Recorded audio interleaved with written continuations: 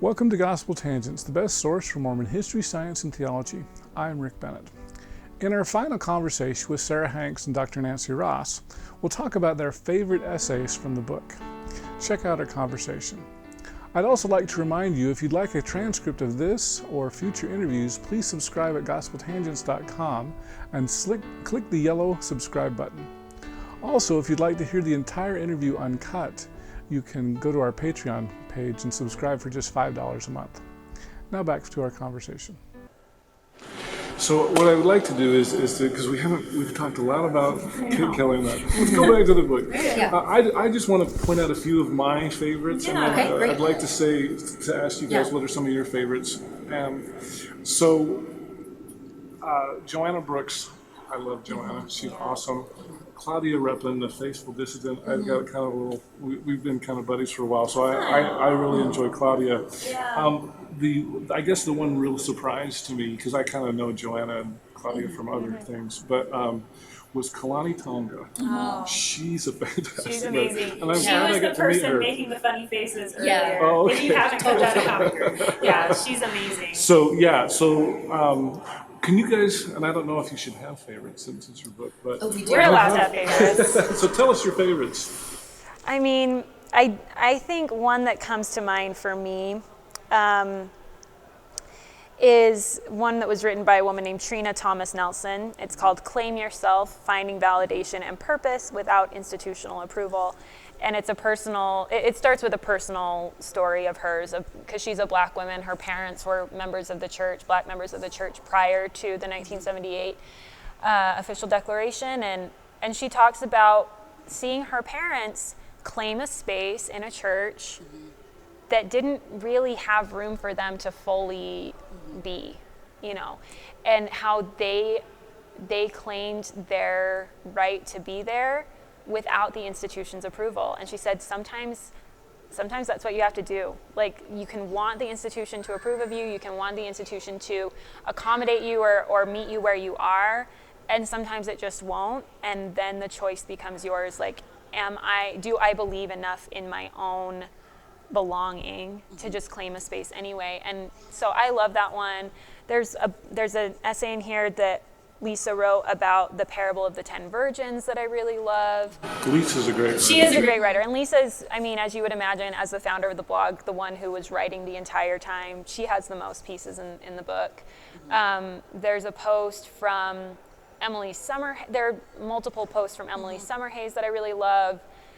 I do have favorites, but I probably have like a dozen of them. So I'll stop there. And I'll also mention at the end of the book, there are extra essays that weren't ever published on the blog, and in fact were never published anywhere else, that are just from members of the community reflecting on this time. There's one from Claudia, there's one from Kalani, there's one from Lori Winder-Stromberg, Misha McGriggs, and a few others.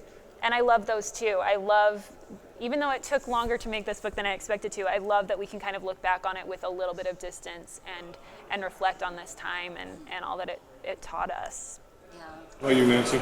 So I have a bunch of different favorite posts. I think when I was reading the blog, like as they were kind of coming out, my most favorite post was by Fran, and the post is called like A History of My Breasts, where she kind of talks about modesty and the way in which people have responded to and interacted with her body and the difficulty of that experience over her lifetime and coming to kind of accept her body for what it was. And I just love that post, and that's in the book.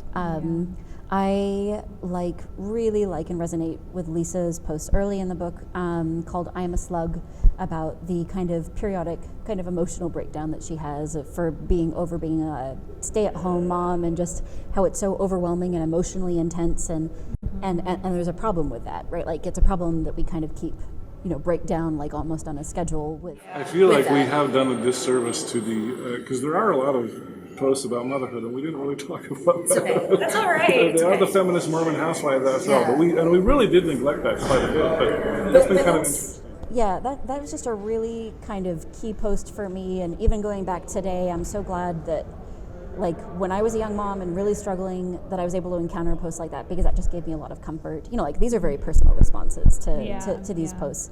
And that's one of the things, since you mentioned that, because one of the things that I found, I'm more of a history nerd. I love history, whether it's modern or distant history.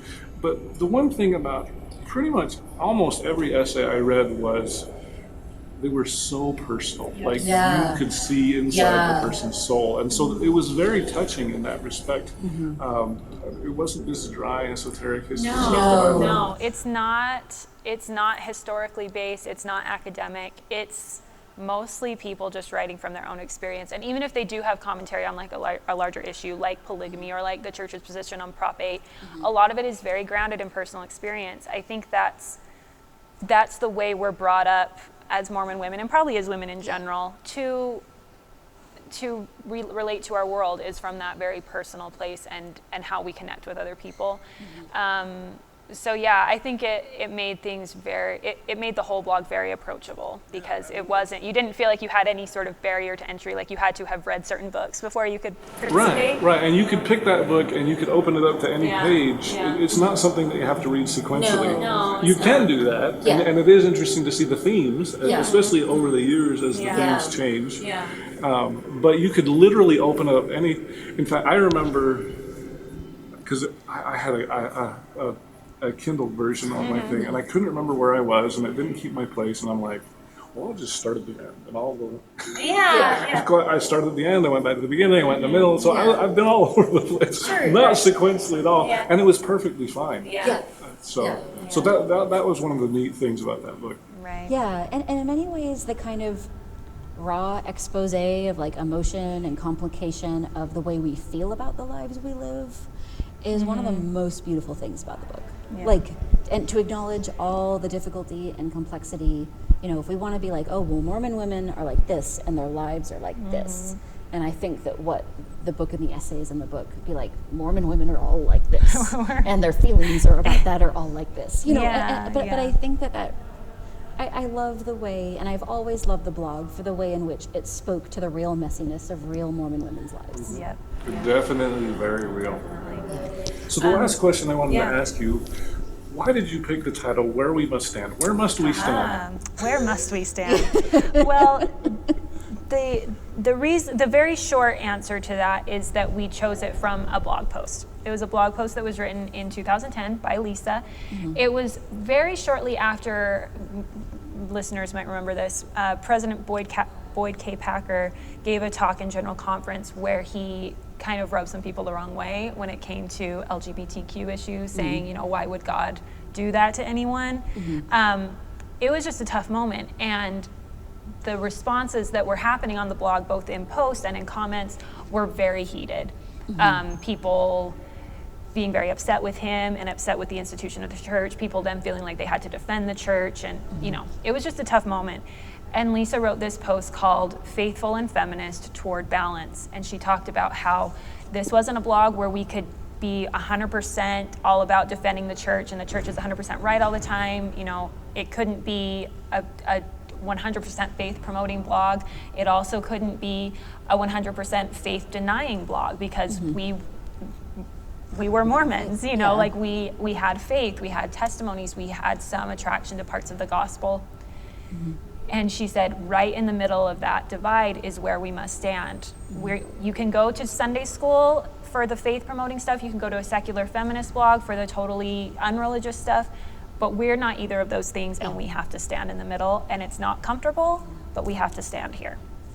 So it was the place that we had to stand in, or the FMH really tried to stand in, was finding a balance between feminism and faith, making sure that neither one was neglected, neither one was held up as more important, but kind of integrating both of those and seeing how we could do it. Yeah. Well, it's been great having you both on Thank you. Tangents. So, do you have any last thoughts you'd like to share with us? Read the book. Yeah, read it. Read the book, buy the book. You can get it on Amazon if you want. $1 from every book sold goes to a scholarship fund that you can actually read about in the book. It's called the Tracy McKay Scholarship Fund. It's for single moms pursuing their education, and the first recipient of it in 2013, I believe, was a woman named Tracy McKay, who is a member of the community, and she writes about her experience with that. And it's been awarded every year since to a single mom going to school. So yeah, we would love it if you read the book and underlined it up and loved it and shared it with people and reviewed it on Amazon. I mean, we're really proud of the book, and we're so happy. I mean, yeah, 5 stars, please. Anything less will not do. We're really happy that it exists, and we just love the community, the very messy, weird community that it came from, and I'm excited to see what the future holds. I mean, this is one little aside, but what's interesting to me is that there's such a long history of Mormon feminism, back to the beginning days of the church, definitely in the 70s and 80s and 90s. Lisa Butterworth started this blog in 2004, and she didn't know about any of that. She wasn't carrying on a tradition. She just was a Mormon woman who was a feminist. And I think sometimes us old-timers can kind of fret about what's going to happen next and where's this going to go. And I think you never know where a flower is going to bloom and start something.